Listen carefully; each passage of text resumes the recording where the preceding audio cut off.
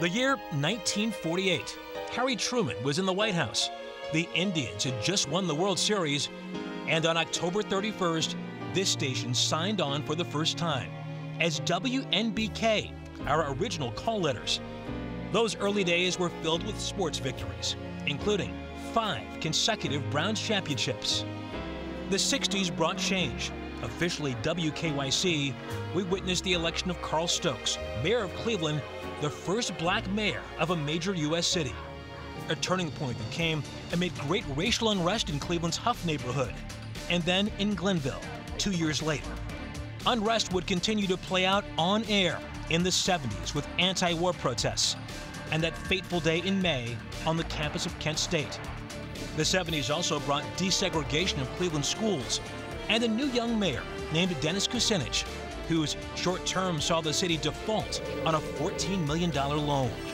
Cleveland Trust cannot blackmail the people of this city.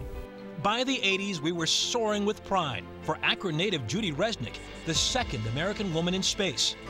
But on January 28, 1986, that jubilation turned to sorrow as Resnick and 6 other crew members were lost aboard the Space Shuttle Challenger, 73 seconds into flight.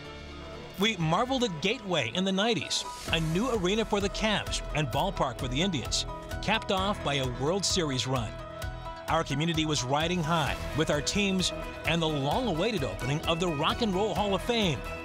But Art Modell had other plans, spoiling our party by moving the Browns to Baltimore, a football town without a team, until the new Browns came in 1999. We ushered in a new century with talk of Y2K, that millennium bug that never materialized. Our fears unfounded and so minor in comparison to what was to come. The best intelligence is that terrorists somehow managed to hijack aircraft. Those days in Cleveland, after September 11th, 2001, we came together in sorrow and defiance. We would not bow to terrorism. We would lift our neighbors in times of tragedy, standing strong together in Chardon, believing in miracles found on Seymour Avenue. It is one of those days where you can truly believe that miracles really do happen.